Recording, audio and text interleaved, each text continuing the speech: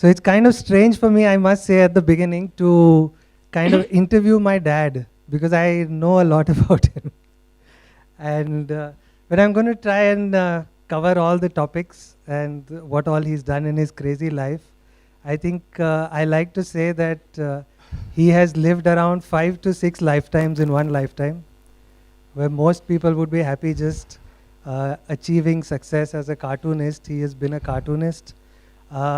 As part of his cartooning repertoire, he has created Dabbuji, which is India's longest running comic strip. It ran for 30 years.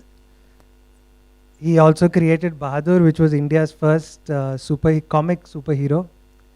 And actually, one of the questions I've always wanted to ask him is, how do you get ideas for Dabbuji? You know, every week for 30 years, how do you come up with fresh? And you feel free to speak in Hindi, English, whatever you feel. Since Dabbuji was a Hindi feature, तो मैं हिंदी में ही थोड़ी बात करूं.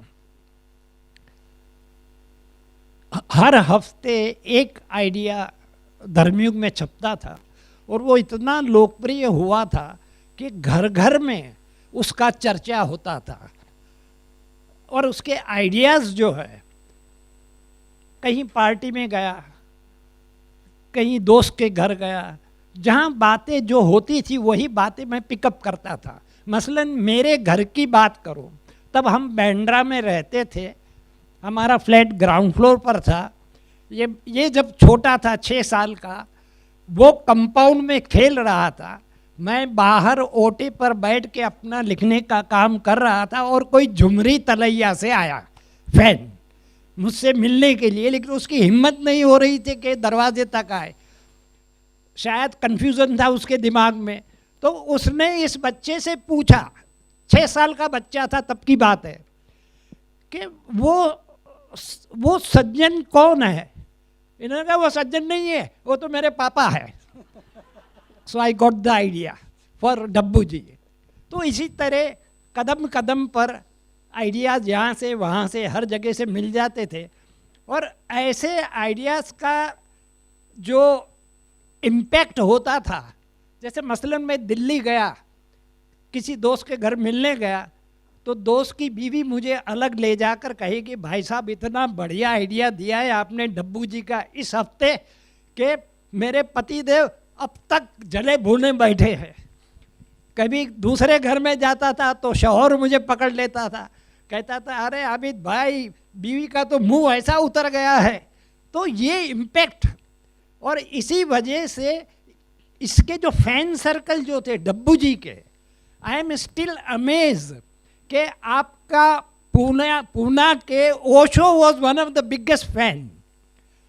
वो क्या करते थे कि जब सत्संग लेके बैठते थे, उनके सब शिष्य बैठते थे और उसमें कहीं इस तरह जिक्र कुछ आता था तो कहते थे कि देखते हैं इस हफ्ते डब्बूजी क्या कहते हैं.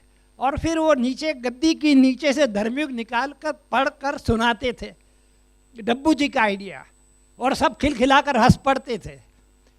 तो ओशो यूज्ड टू एनालाइज कि राइटर कार्टूनिस्ट क्या कहना चाहता है. मसलन जो आइडिया था उसमें कि बकरी ईद का त्यौहार था, तो मैंने बकरी ईद पर कार्टून बनाया कि 1 किलो का मुर्गा हलाल करवा के डब्बूजी निकले कसाई की दुकान से, चौराहे पर आए तो चील ने झपट्टा मारा और लेके बैठ गई छत पर जाकर, और डब्बूजी डांस करने लगे चौराहे पर. लोगों ने कहा बड़ा अजीब आदमी है, 1 किलो का मुर्गा गया और ये डांस कर रहा है. तो किसी ने जाके पूछा कि भाई आखिर है बात क्या है, आपको तो रोना चाहिए, सर पीटना चाहिए कि 1 किलो का मुर्गा गया. तो उन्होंने कहा मुर्गा जो है वो उसके पास है, चील के पास, लेकिन मुर्ग मुसल्लम की रेसिपी तो मेरे पास है. तो this was one level. Osho used to interpret it on the second level कि अब ये बताओ कि कार्टूनिस्ट क्या कहना चाहता है. तो सब फिर सोच में पड़ जाते थे, क्योंकि डब्बूजी का जो था वो बच्चों के लिए था. मिडिल क्लास फैमिलीज के लिए था, तो बड़ी फिलोसॉफी उनकी पकड़ में नहीं आती थी लोगों के। तो ओशो देन ही यूज्ड टू इंटरप्रेट।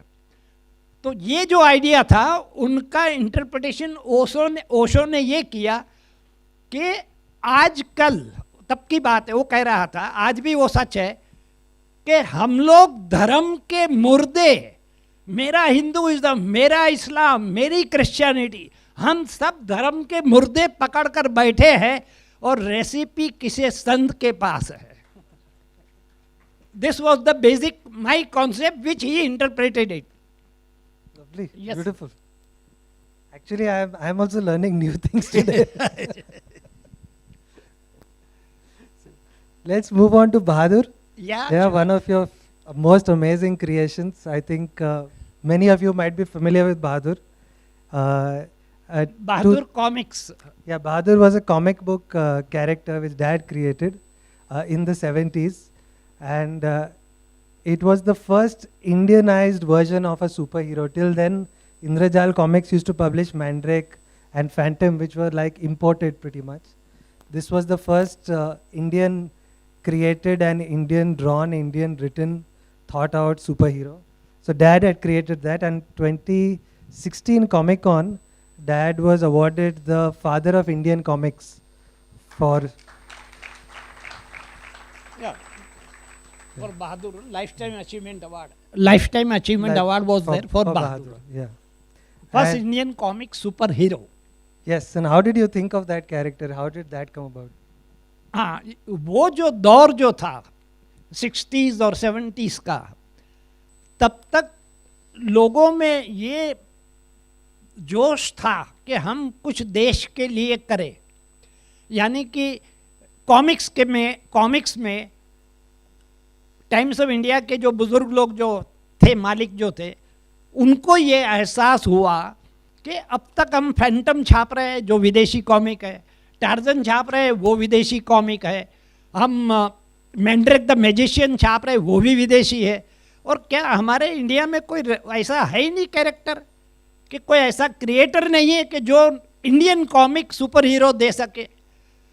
तो समहाउ ये लोग मेरे पास आए, क्योंकि तब मेरा पराग मैगजीन में, हिंदी की पराग पत्रिका थी बच्चों की, उसमें डॉक्टर चिंचू के कारनामे छप रहे थे।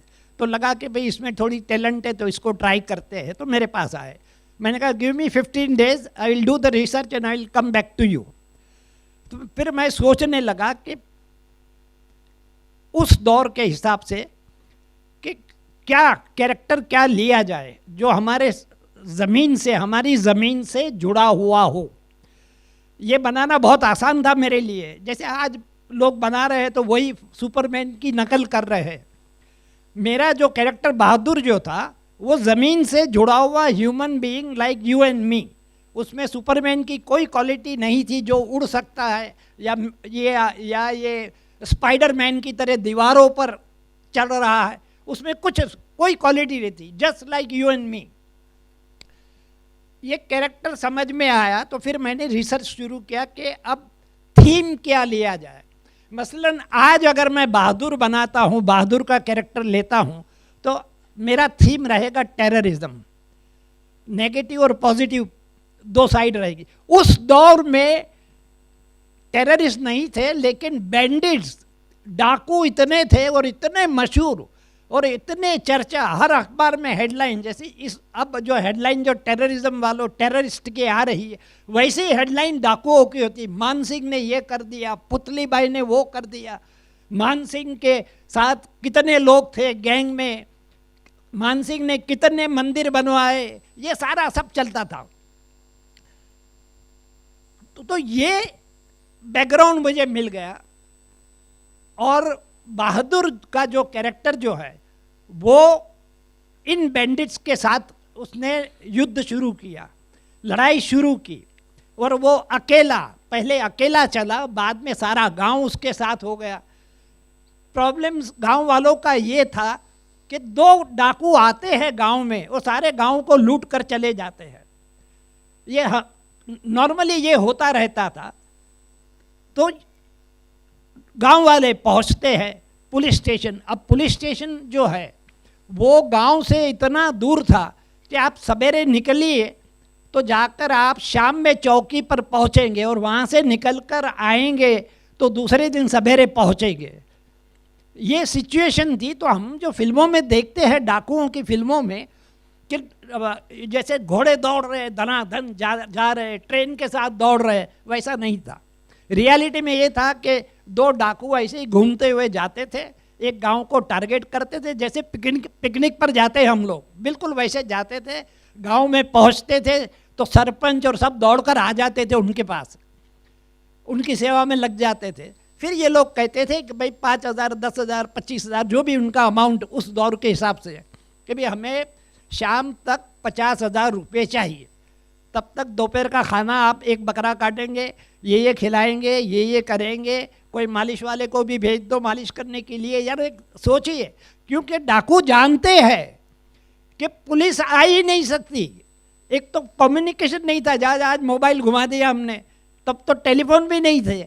एक टेलीफोन गांव में था तो दूसरा टेलीफोन पुलिस स्टेशन में भी नहीं था, ऐसी हालत थी। तो आराम से बैठते थे, जैसे पैसे वैसे इकट्ठा होते थे, सरपंच जाके घर घर से पैसे इकट्ठे करके देता था, नहीं दिया तो सारे घर को जला दिया, 2-4 लड़कियों को रेप कर दिया, एक को उठा के चले गए। तो एक बार ऐसा होता है कि ये गांव वाले पुलिस स्टेशन में जाकर पुलिस को इतनी गालियां देते हैं, उसको लताड़ते हैं कि साले सब चूड़ियाँ पहनकर बैठे हुए हो, डाकू आके लूट के चले जाते हो। तो इंस्पेक्टर उनसे कहता है कि कितने डाकू आए थे, तो वो ये लोग कहते 2 आए थे। और फिर पुलिस वाला पूछता है कि this is the first issue, कि 2 आए थे। और फिर पुलिस वाला पूछता है कि आपके गांव में मर्द कितने हैं। अब सब सोच में पड़ गए, वे कम से कम 200-300 मर्द है। तो बोले 300 मर्द दो डाकू का मुकाबला नहीं कर सकते। अब यहाँ से पुलिस वाला मोटिवेट करता है गांव वालों को, जिसमें बहादुर भी है, और कहता है कि you will defend your village. हमारी मजबूरी है, देश आज़ाद हुआ है लेकिन अभी तक ना टेलीफोन आया है, ना हमारे मतलब जितनी चौकियाँ होनी चाहिए पुलिस की वो भी नहीं है। तो कसूर हमारा भी नहीं है, कसूर आपका भी नहीं है, लेकिन सॉल्यूशन ये है कि डिफेंड आपको करना है।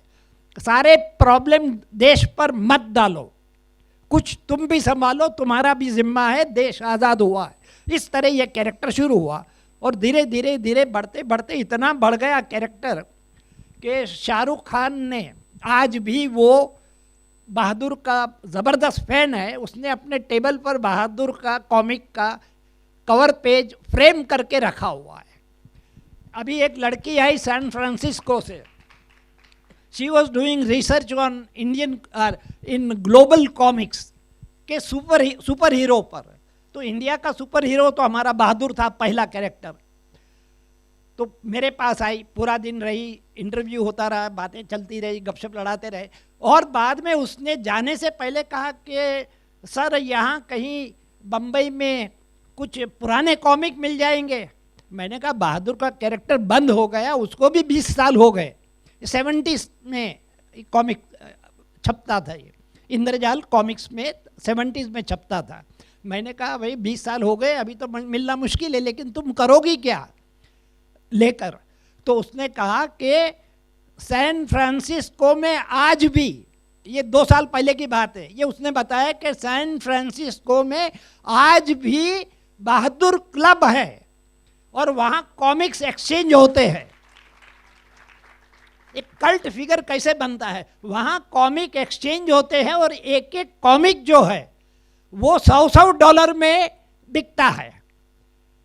जो 75 पैसे में छपता था, प्रिंटेड प्राइस जो थी 75 पैसे, 1 रुपया, आज $100 में। और वो चाहती थी, she was a university student थी, PhD कर रही थी कॉमिक्स को लेकर, कॉमिक सुपर हीरो को लेकर। तो उसने कहा कि अगर थोड़े कॉमिक मिल जाएगा तो मेरा एयर फेयर निकल जाएगा। तो बहादुर के तो कई किस्से हैं। लेट्स गो, टाइम हमारा कुछ कट हो गया है। Yes, it's fascinating the amount of stuff you've done in cartooning, but you've never attended any cartooning school or formal training. How did you start cartooning? How did it begin for you? Cartooning art जो है, जिसे हम आज की ज़बान में default mechanism कहेंगे, कि एक ऊपर वाले की कृपा या गिफ्ट ऑफ गॉड कहो, जो कहो सो, जो भीतर तो था ही, उसको सिर्फ बाहर निकलने के लिए कोई ज़रिया, रास्ता चाहिए था। समझ में नहीं आ रहा था, कुछ भी डुडलिंग करते रहता था क्लास में, लोग कहते थे बहुत अच्छा कर रहा है, लेकिन करूं क्या उसका अच्छे का, कोई दिमाग में डेफिनेट लाइन वो नहीं थी, दिशा नहीं थी। और वो जो दिन थे मेरे, जो हमारी फैमिली के, वो यानी कि फुटपाथ पर सोना होता था। एक छोटा सा कमरा था, खोली जिसे बम्बई की ज़बान में हम कहते हैं, खोली में पूरा कुंबा रहता था। हम लोग माइग्रेट करके आए थे गुजरात से 47 से पहले, तो पूरा कुंबा रहता था, तो सोने की जगह नहीं थी, तो आधे लोग फुटपाथ पर सोते थे। पानी भरने के लिए कतार में खड़े रहते थे, पब्लिक जो फुटपाथ पर जो नल होते थे जनता के इस्तेमाल के लिए, वो हम लोग वहीं से पानी भरते थे। तो ये ऐसी हालत में घर के अंदर सभी मतलब कोशिश कर रहे थे कि किसी तरह जुगाड़ करके राशन पानी का इंतज़ाम किया जाए। तो जो जुगाड़ करने वाले में मैक्सिमम मेरी मदर जो थी, वो उसने आसपास के लोगों के बर्तन मांजना, कपड़े धोना, जो बाइयाँ काम करती है, वो उसने संभाल लिया। मेरे ज़िम्मे मैं भी सोच रहा, मैंने कहा मैं क्या कंट्रीब्यूट करूँ। मैं स्कूल में था, करीबन 10 साल की उम्र थी, 9 से 10 साल। तो मुझे एक गैंग मिल गई, जो और हम लोग जो थे वो यहाँ बम्बई में एक तो छत्रपति शिवाजी टर्मिनस जो है, तब उसे हम वीटी स्टेशन कहते थे, विक्टोरिया टर्मिनस, और डॉक एरिया, वहाँ से लेकर एक ट्रेन चलती थी, छोटी सी ट्रेन, जैसे माथेरान में हमने देखी है कि छोटी सी मिनी ट्रेन जो है कैसे धीरे धीरे धीरे चलती चलती आती है। तो वैसे ही डॉक एरिया से शुरू होकर वो ट्रेन वीटी स्टेशन आती थी। उस ट्रेन में सारे सोल्जर होते थे। 41 से लेकर 45 तक का जो पीरियड जो था, वो युद्ध का, महायुद्ध का था, सेकंड वर्ल्ड वॉर का। तो सारे सोल्जर यहाँ आते थे वीटी स्टेशन, यहाँ से ट्रेन में बैठ के फिर बर्मा और उस तरफ निकल जाते थे यहाँ से। तो हम लोग उस ट्रेन के साथ दौड़ते थे, बच्चे लोग। माथेरान की ट्रेन में अगर आप गए हैं तो वहाँ भी बच्चे साथ में दौड़ते हैं, कुछ बेच रहे हैं, कुछ फूल बेच रहा है या कुछ भीख मांग रहे हैं।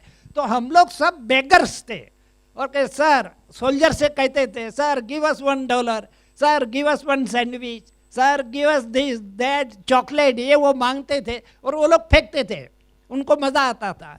तो जैसे कुछ भी फेंका तो सब टूट पड़े उस पर। एक बार किसी ने कॉमिक फेंका,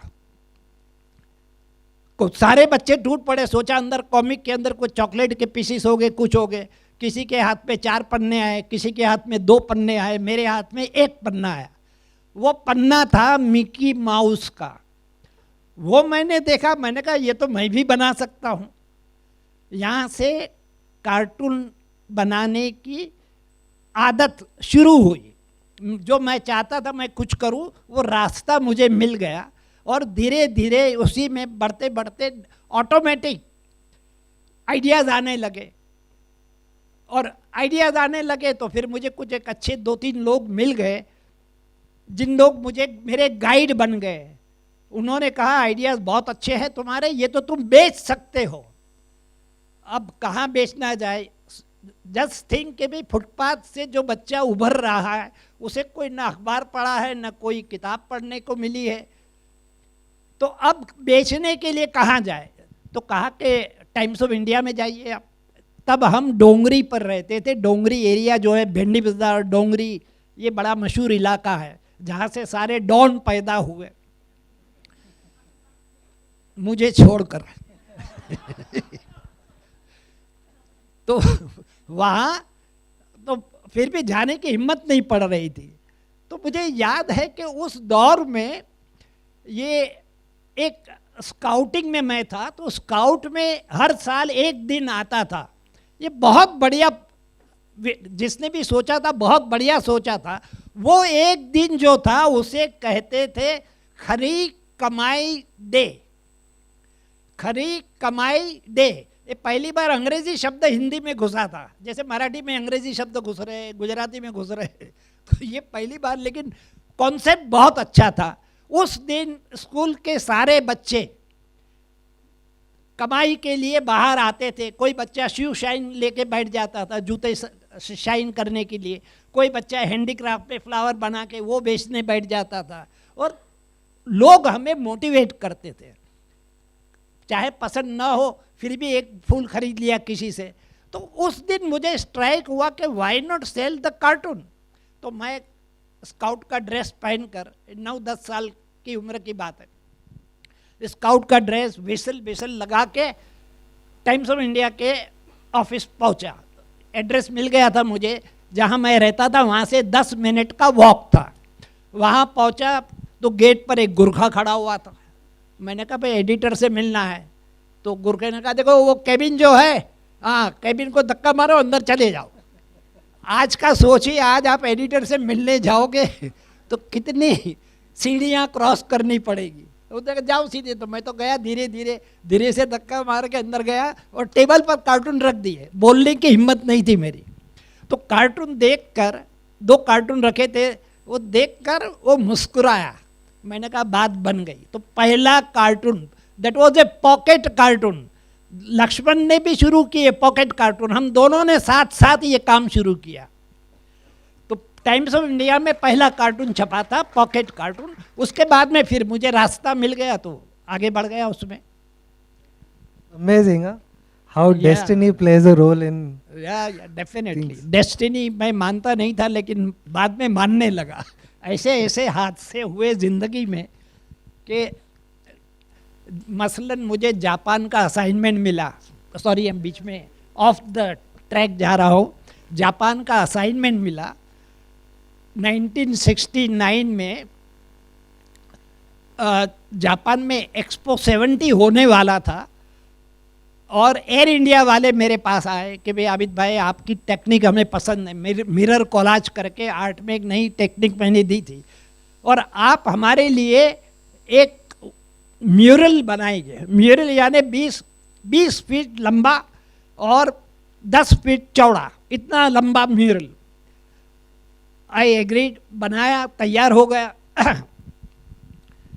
ये 69 के आखिरी दिनों की बात है, जब मेरा 5वां एग्जीबिशन, 5वां पेंटिंग का एग्जीबिशन ताज आर्ट गैलरी में लगने वाला था।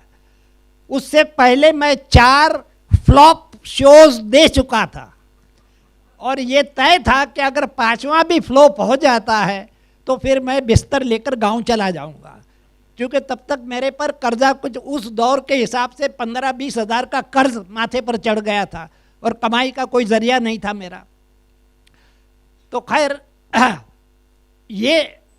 ये ऐसे हालात में मैं तैयारी कर रहा था एग्जीबिशन की, और मुझे एक क्या कहते हैं, ज्योतिषी नहीं कहेंगे, कि उसने चेहरा देखकर मेरा भविष्य बताना शुरू किया।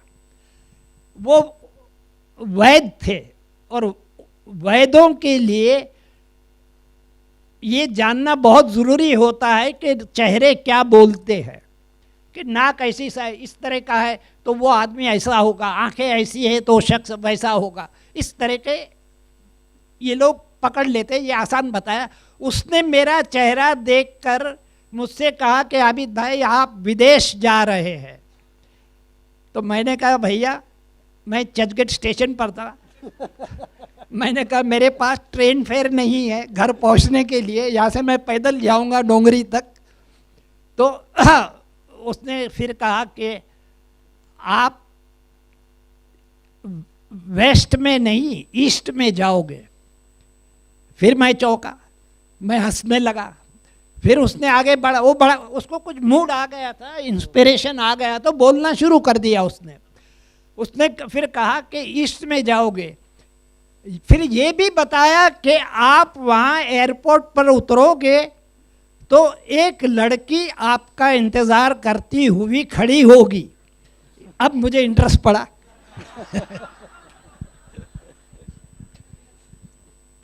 तो मैं फिर तो इसकी बात तो मैंने मजाक मजाक में मैंने उड़ा दी मैंने। और मैं तो ये एग्जीबिशन फ्लॉप हो तो मैं गांव ये शहर छोड़ने की सोच रहा था, और वो एग्जीबिशन ऐसा कामयाब हुआ कि सारे पेंटिंग सोल्ड आउट। और उसके साथ ये भी हुआ कि जो पुराना कर्जा जो था वो भी क्लियर कर दिया सारे, और प्रॉफिट में आ गया। और फिर एयर इंडिया वाले मेरे पास आए वो टेक्निक देखकर, तो मुझसे बनाने के लिए कहा। मैंने बनाकर दे दिया उनको। बनाकर मैंने उनको बुलाया देखने के लिए कि भाई कोई करेक्शन हो तो बता दो इसके अंदर। उन्होंने देखा और कहा आबिद भाई अब तो इसके साथ आपको भी जापान जाना पड़ेगा। देखो कोई प्रोग्राम नहीं था जाने का, मुझे यहीं काम करना था और यहीं मुझे पेमेंट मिलना था। तो उन्होंने कहा नहीं इसके साथ तो आपको जाना पड़ेगा। तो इस तरह मुझे वो वैद्य याद आया जिसने कहा था कि आप विदेश में जाओगे और ईस्ट में जाओगे। अब धीरे धीरे दिमाग के अंदर फिर जापान जाने की तैयारी करा, हवाई जहाज में बैठा तो मुझे वो लड़की याद आई। कौन इंतज़ार कर रहा होगा, मैं तो जानता ही नहीं किसी को जापान में। तो मैं एयरपोर्ट पर उतरा वहाँ, तो एयरपोर्ट पर मेरे नाम से अनाउंसमेंट हो रहा था आबिदो सातो, यानी मेरे नाम जापानीज में आबिद सुरती का आबिदो सातो यू आर वांटेड, कुछ इस तरह चल रहा था। तो जापानीज में मेरे समझ में नहीं, मेरा नाम मेरी पकड़ में आ गया। तो एक एयर होस्टेस मेरे साथी, मैंने जापानीज थी, मैंने कहा ये क्या बोल क्या रहे अनाउंसमेंट। तो बोले ये कोई आबिदो सातो है, उसको एयर इंडिया के काउंटर पर बुलाया है। तो फिर मैं वहाँ पहुँचा तो लड़की खड़ी हुई थी, उसने हाथ मिलाया मुझसे, I am your secretary for 10 days। तो ये नियति जो डेस्टिनी जिसे हम कहते हैं, मैं यहाँ से मानने लगा, क्योंकि ये सारा सवाल ये आया कि सारा फिक्स था। ये हम जो सोचते आज मैं यहाँ बैठा हूँ तो ये पहले से फिक्स था, ये या अभी फिक्स हुआ। तो यहाँ से डेस्टिनी में मानना शुरू किया। Sorry, next question. Actually, a lot of your book, Sufi, is about destiny and the game of snakes and ladders which destiny plays with people's lives. And your other character in the book. So I'll just introduce the book a bit to you guys who haven't read it. Sufi is a biography of dads and covers a lot of the crazy life he's lived. But it is also the biography, a parallel biography of an underworld character called Iqbal Rupani, who is a true character. And he was a kind of a genius of the underworld, but an unknown genius. And both dad and he grew up in Dongri, in that area in utter poverty. Both had very similar lives, growing up in parallel circumstances, falling in love at the same time, getting married finally at the same time, and growing in their careers at the same time, except that both went in diametrically different directions, where dad became a cartoonist, an artist and a writer. That guy, Iqbal Rupani, he met different kinds of mentors in his life, and he ended up joining the underworld. So Sufi, the book is about that, and a lot of the inspiration from writing the book came from dad's own life and that guy's life. What I wanted to ask you was, okay, how did you start writing in the first place? You were a cartoonist, you were studying to be an artist, जी, and then you ended up writing 80 books just by the way. So how did that happen? Again वही शब्द मैं इस्तेमाल करूँगा, default mechanism. सारे creative field में जो कुछ भी है वो मेरे लिए कोई ज़रा भी मुश्किल काम नहीं है। आप मुझे, जैसे एक बंदा आ गया मेरे पास, उसको कहीं से लाख रुपए मिल गया है, ये करीबन 90s की बात है। उसने कहा अभी चलो नाटक करते हैं। मैंने कहा नाटक तो मैंने किया ही नहीं कभी। तो बोले नहीं तुम कर पाओगे, इतने पैसे हैं, हो जाएगा। अब ये चुनौती आई, डायरेक्शन करना था, वैसे छोटे मोटे नाटक कॉलेज में किए थे, उतना ही तजुर्बा था। तो पहले तो मैंने नाटक ओरिजिनल लिखा, राधे राधे हम सब आधे, ओरिजिनल प्ले लिखा। हिंदी में ज़्यादातर जो नाटक होते हैं वो मराठी से ट्रांसलेट होकर आते हैं या अंग्रेज़ी से आते हैं। तो ये मैंने पहली बार नाटक के फील्ड में आया और ओरिजिनल नाटक लेकर आया, और नाटक सुपरहिट हो गया।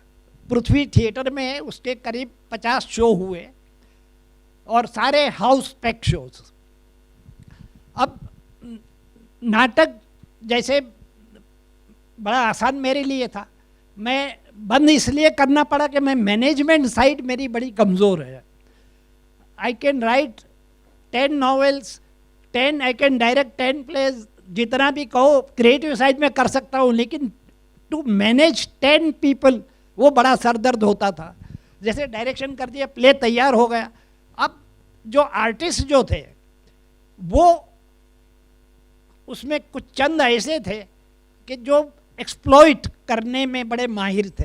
जैसे पर्दा खुलने वाला है और एक आर्टिस्ट ने आके कहा मुझसे कि अरे बड़ा पेट में दर्द है, अब ही वांटेड रेज कि भाई मुझे जो पैसे दे रहे हो कम है, आप मुझे ज़्यादा दो।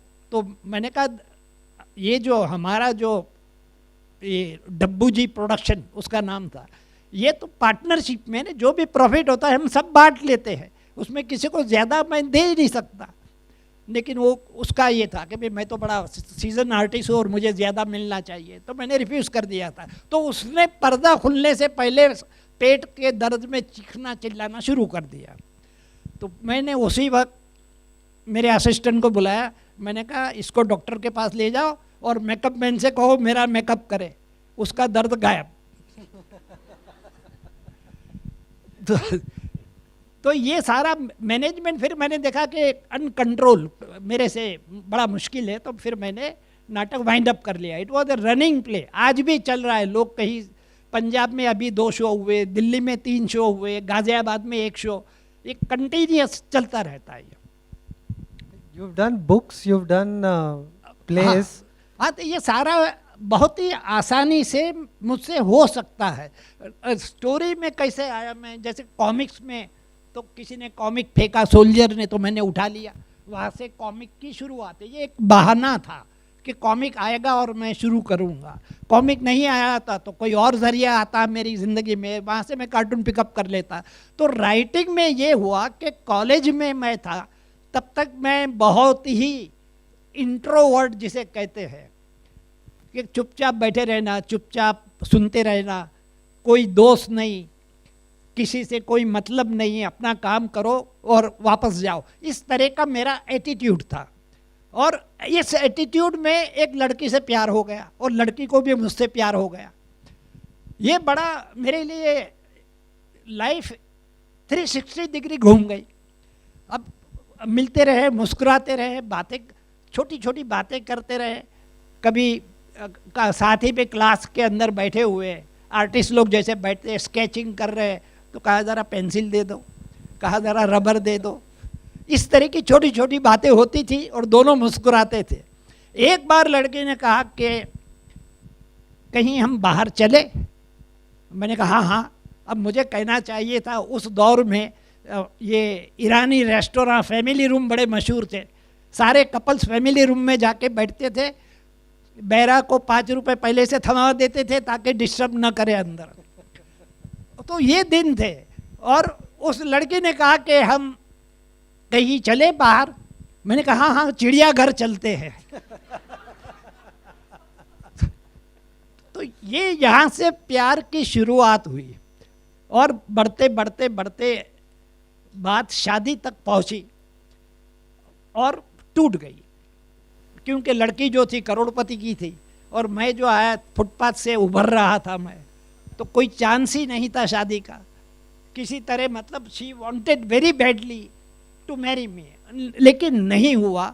और लड़की जो थी वहाँ से NRI थी, तो वापस उसको उठा के ले गए उसके पेरेंट्स। अब ये ट्रेजेडी जो थी वो देवदास की ट्रेजेडी थी। आप सोच सकते हैं देवदास की क्या हालत हुई थी, वही उससे भी बुरी हालत मेरी थी, क्योंकि मैं तो किसी से कह भी नहीं सकता था क्योंकि इंट्रोवर्ट था। भीतर ही भीतर जलते रहता था कि अब क्या करूं मैं, कहीं सर फोड़ूं या क्या, या सुसाइड कर लूं, क्या करूं मैं। फिर मुझे स्ट्राइक हुआ कि why not I write down everything. तो राइट डाउन में ये होगा, लिखने से ये होगा कि ये सारी भीतर की जो परेशानियां हैं, भीतर की जो आग है वो मिट जाएगी। तो मैंने फिर लिखना शुरू किया। रिमेंबर, अभी भी हम वही चौल में रहते थे। चौल में तकरीबन 10-15 कमरे लाइन से थे। तो हमारे चौल में एक कबाड़ी भी रहता था। तो वो देखता था आते जाते कि वो अपने दरवाजे में से कि मैं दिन रात कुछ न कुछ लिखते रहता हूँ। तो उसको बड़ी हैरत होती थी कि बंदा लिख क्या रहा है, अचानक इसको क्या हो गया कि बैठ गया लिखने के लिए। तो जब मैंने कंप्लीट किया तो कुछ इतने सारे पन्ने हो गए। अब वो कबाड़ी अंदर आया, कहा आबिद भाई क्या लिखा है। मैंने कहा ले लो तुम, कबाड़ी था ना, कागज़ बेचोगे, जो पैसा आएगा आधा पैसा मुझे दे देना। तो सारे के सारे कागज़ मैंने उसको दे दिए, पूरा उठा कर। मुझे पता ही नहीं था मैंने क्या लिखा है, जो भी मुझे फील हो रहा था मैं लिखता गया था। उसके बाद में वो जो कबाड़ी जो था उसकी लिंक एक पब्लिशर से थी। वो पब्लिशर जो था वो लिटरेचर का सारा लिटरेचर ही छापता था। तोता महीना का किस्सा और ऐसे अली बाबा 40 और नहीं छापता था, टोटल लिटरेचर। और लिटरेचर के खरीदार बहुत कम होते हैं, तो उसकी किताबें सारी कबाड़ी के पास ही आती थी। और कबाड़ी रास्ते में वो ठेला लेके निकलता था और किताबें बेचता था वो। तो ये उसने पढ़कर जाके उस पब्लिशर को कहा, देखो यार ये पढ़ो जरा, कुछ दम लग रहा है मुझे। पब्लिशर ने 2 दिन के अंदर पब्लिशर का मैसेज आया, आप आ जाइए, एडवांस 500 रुपये ले जाइए। तब मुझे पता चला कि मैंने उपन्यास, नॉवेल लिखा है।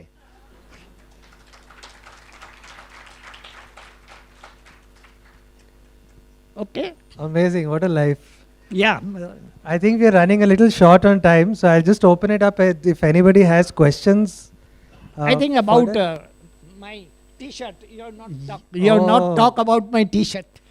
So yes, the AV introduced Dad in that this young man of only 84 years old has been going door to door and fixing people's taps for them. He saved 20 million liters of water.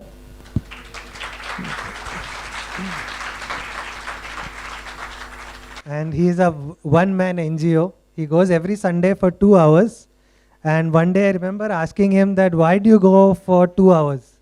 It became so popular that people started coming to him with offers. That saying, you know, we'll fund you, we'll set up a big corporation around you. You can have 100 plumbers going. And he refused. He said, no, I'm going to do this. And we'll do it for 2 hours. So I asked him once, why only 2 hours? He's saying, see, the point of 2 hours is that anybody can spare 2 hours. Anybody can spare 2 hours on a Sunday to do something good. It doesn't have to be fixing a tap. It can be helping the birds who get injured by the kite string. It can be helping a stray animal. You can spare 2 hours. If you see somebody who's spending his whole life doing it, you feel, oh, he's different.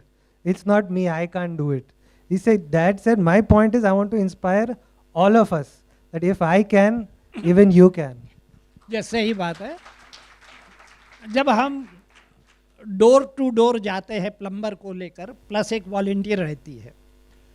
ये भी बड़ा दिलचस्प किस्सा है कि पहले मैं और प्लम्बर चले जाते थे। जाने से पहले बिल्डिंग के सेक्रेटरी की परमिशन लेते थे।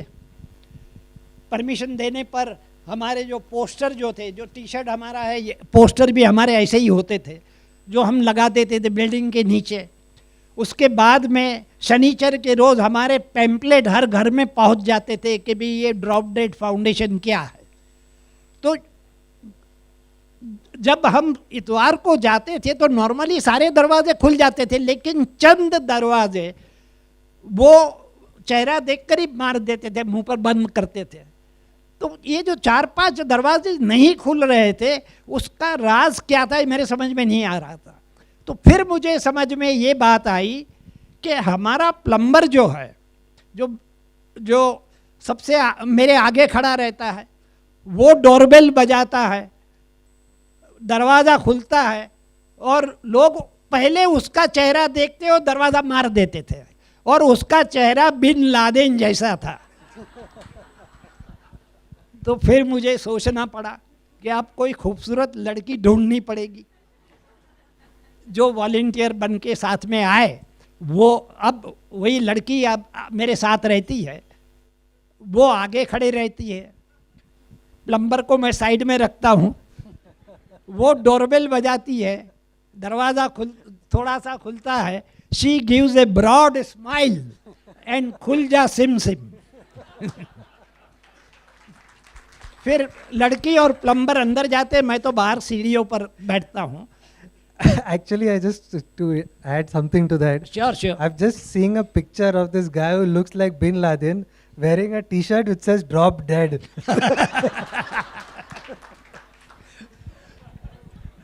अब हम जब ये घर घर जाते हैं तो मेरा काम ये होता है कि मोटिवेट करो जितने भी सीनियर सिटीज़न मीरा रोड के, हमारे जो जहाँ मैं रहता हूँ मीरा रोड में, वहाँ सारे सीनियर सिटीज़न जो भी मिलता है, सीनियर सिटीज़न घर में बेकार बैठा हुआ है अखबार लेकर और फालतू बकवासें करेगा। हमारे यहाँ के सीनियर सिटीज़न समझदार हो सकते हैं। तो वहाँ मैं देखता हूँ कि अखबार लेकर बैठे, सबसे पहले वो लोग पॉलिटिशियन ढूंढते हैं। अरे मोदी ने सत्यानाश कर दिया, यहाँ से शुरुआत करेंगे। मोदी हाथ में नहीं आया तो फिर बीवी को, कितने साल हो गए चाय बनाना भी नहीं आया, कब पटक देंगे। तो ये सारी नेगेटिविटी फैलाते रहते हैं। तो मैंने ये सोचा कि अगर मैं इनको मोटी, तो बेकार बैठे हुए ना घर में, तो किसी तरह उनको कन्विंस करूं। कन्विंस करने गया तो वहीं से हर सीनियर सिटीजन का एक ही जवाब था, अरे बड़ी मुश्किल से तो आराम मिला है, सारी ज़िंदगी हमने गधे की तरह काम किया है, अब तो शांति से बैठने दो। तो फिर मैं उनको ये कहता हूँ कि आज तक आपने मुफ्त में काफ़ी कुछ समाज से पाया है। समाज से मतलब पहले तो यही देख लो कि ऊपर वाले ने आपको पानी फ्री में दिया, ऊपर वाले ने आपको हवा फ्री में दी। अगर 5 मिनट के लिए ऊपर वाला हवा बंद कर दे तो आपकी हवा निकल जाएंगी। तो आपने इसके बदले में आपने क्या दिया? दूसरा, समाज की ओर से आपको मिला। जैसे मेरी दादी जो थी, वो माथे पर हंडी रखकर 2 मील जाती थी, चलकर वो 2 मील आती थी, तब घर में 1 हंडी पानी आता था। आज मैं नल खोलता हूँ तो मेरे घर में गंगा बहती है। ये नल किसकी देन है? समाज की देन है कि जिन्होंने हमारा काम आसान कर दिया। तब हमारे घर में फानूस भी नहीं था, घर में ये बिजली नहीं थी, तो हमारे घर में एक छोटा सा फानूस था जिसमें केरोसिन डालते थे, फिर पंप मारते थे तो एक कोना उजियारा होता था। आज एक बटन दबाता हूँ तो मेरा सारा फ्लैट उजियारा हो जाता है। नगर पालिका वाले एक बटन दबाते हैं तो सारा शहर रोशन हो जाता है। ये किसकी देन है? तो इसके बदले में आपने क्या दिया? जैसा अभी अलिफ ने बताया कि भाई आप पानी के लिए कुछ करना नहीं चाहते तो आप चिड़ियाओं के लिए कुछ करें।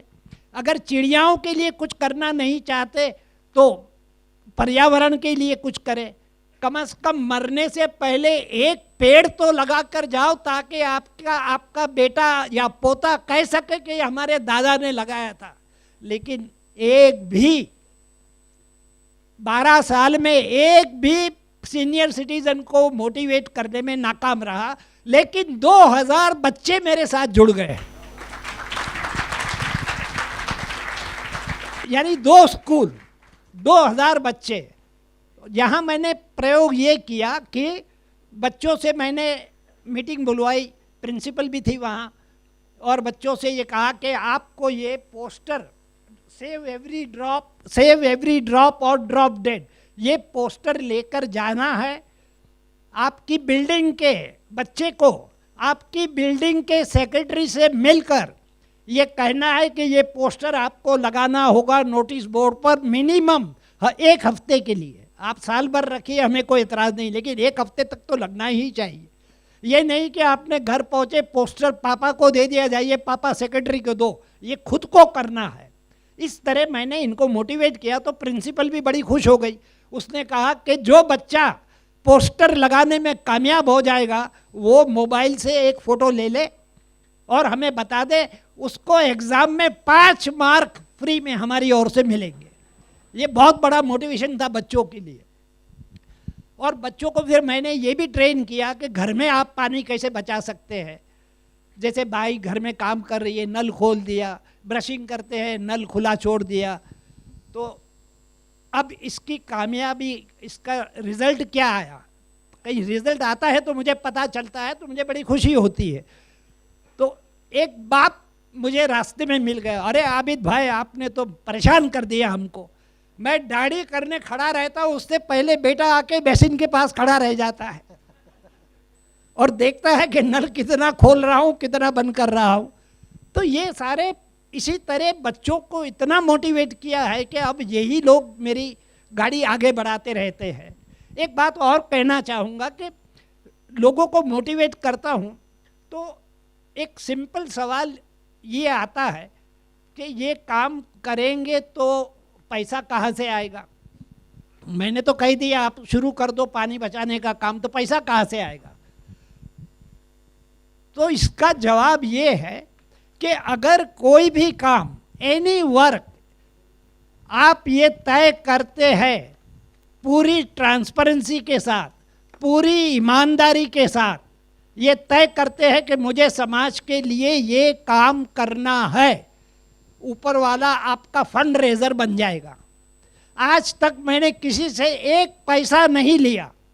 जिस रोज मैंने तय किया कि मुझे ये काम करना है, 1 लाख रुपए का चेक आ गया।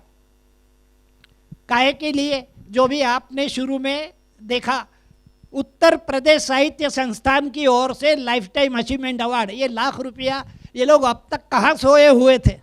इसी वक्त क्यों भेजा? इसी वक्त इसलिए भेजा कि ऊपर वाले ने चक्कर चलाया उसके पास। मुझे मेरी गाड़ी आगे बढ़ाने के लिए उसके पास 2 रास्ते थे। एक तो ये था छप्पर फाड़ के दे, वो तो बड़ा मुश्किल है, टावर में रहकर के दीवार ऊपर की छत फाड़ के दे तो वो तो दे नहीं सकता। तो उसने ये रास्ता निकाला, 1 लाख रुपया मुझे भेज दिया इस काम के लिए। ये मेरे इनाम का नहीं था। ये समझने वाली, सोचने वाली बात है कि ये पैसा उस काम के लिए आया था तो मैंने अलग रख दिया। फिर 2007, 2008, 2009, 2010 तक ख़त्म हो गया। सारा मैंने यूज़ कर लिया। पोस्टर छपवाए, टी शर्ट छपवाए, स्टिकर छपवाए, हर जगह लगवाए, ऑटो में, ट्रेन में जहाँ जाता था चिपका देता था वहाँ। तो ये 2010 में ख़त्म हो गए। मैंने कहा बहुत काम कर लिया, अब बंद करना चाहिए। 1 लाख रुपये ख़त्म हुए। तो सडनली फ़ोन आया बम्बई के top most principal IT commissioner का कि आबिद भाई हम आपसे मिलना चाहते हैं। मैंने कहा मेरे पास तो कोई पैसा नहीं है, एक साइकिल थी वो भी चोरी हो गई तो ये मुझसे क्यों मिलना चाहता है। फिर मुझे स्ट्राइक हुआ कि किताब कोई पढ़ी होगी उसने, तो कई फैन मिलना चाहते हैं कहकर आ जाते हैं। तो मैंने कहा ये उसी लिए, तो मैंने कहा आ जाइए प्रेस क्लब में बैठ के गपशप लड़ाते हैं। तो गपशप लड़ाते एक बियर की बोतल पूरी हुई।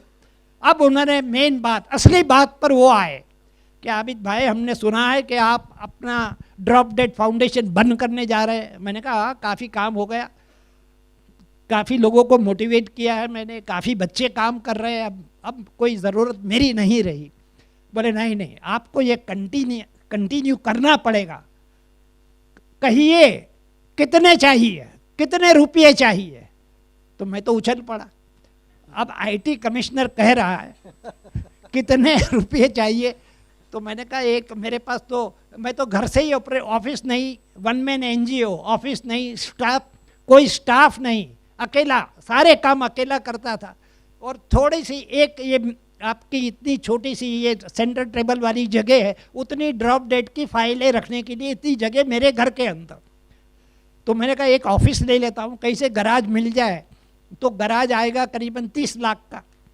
30 से 35 लाख, तब की बात है, 5-7 साल पहले की। फिर उसमें एक कंप्यूटर लगवा दूंगा, वहाँ डाटाबेस बनाऊंगा, ये करूंगा वो करूंगा, सारा मेरे जहन में बड़ा प्लान था। प्लान फायर ब्रिगेड से इंस्पायर होकर कि एक प्लम्बर जो रहेगा परमानेंट, वही सवेरे आएगा और रात में जाएगा, उसको मैं एक साइकिल भी दिलवा दूंगा। और कहीं किसी के घर में लीकेज शुरू हुआ, फोन आया कि प्लम्बर चला साइकिल पर। ये इस तरह का मैंने करीबन 50 लाख का प्रोजेक्ट दिमाग में बनाया कि ऊपर वाले से मैसेज आया, तो मैंने कहा सॉरी आई कांट एक्सेप्ट। उसको मैंने कह दिया। उसने कहा क्या बात है, क्यों, आपको तो ये गैराज चाहिए था, ये चाहिए था, वो चाहिए था, वो कह रहे हो नहीं चाहिए कुछ भी।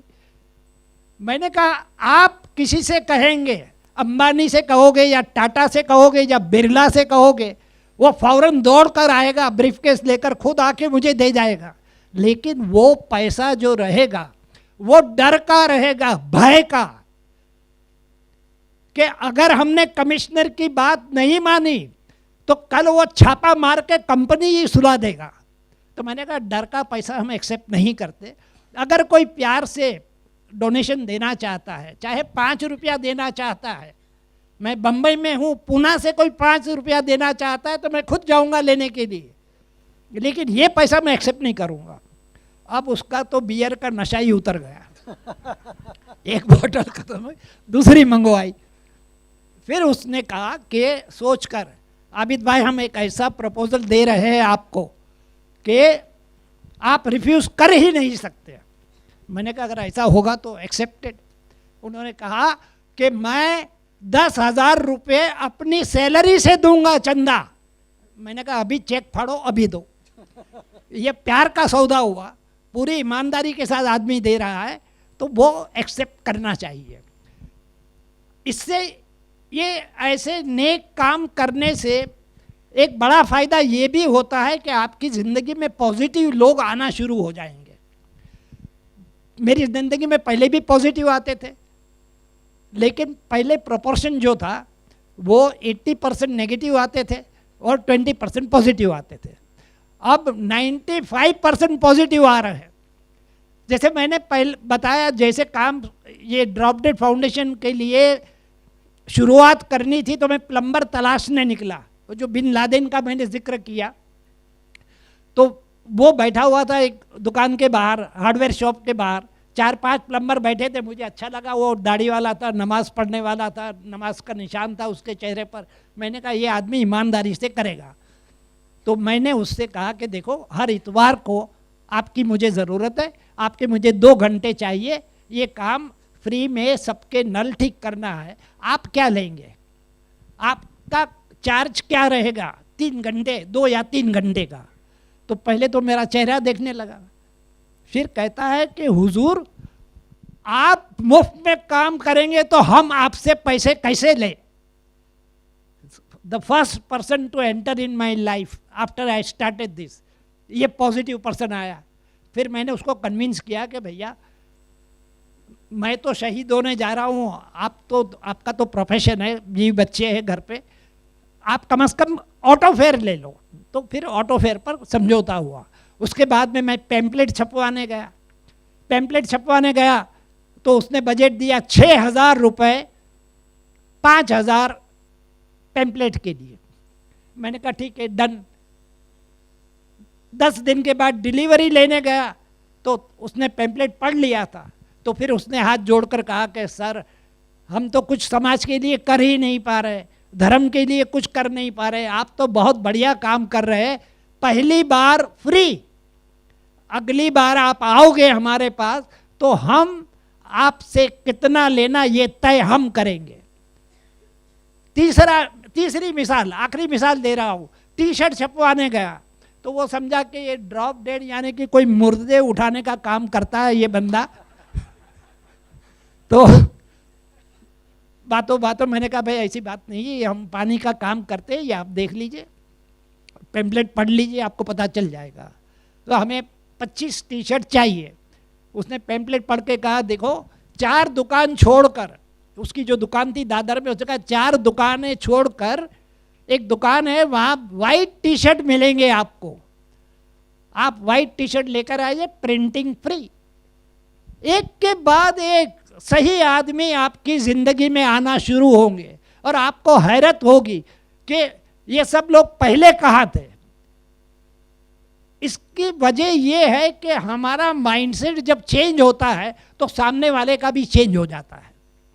अगर हम अच्छे सही रास्ते पर चलते हैं तो सामने वाला भी हमसे प्रभावित होगा, इम्प्रेस होगा और सही रास्ते पर वो भी चलना शुरू करेगा। कहने को तो काफ़ी कुछ है, मौका मिले तो मैं और 2-4 घंटे तक बोल सकता हूँ, लेकिन आप फरमाइए। It's been amazing, inspiring. I hope it's been inspiring for you guys too. So, thank you so much to Manjari for inviting us here. It's been a pleasure speaking.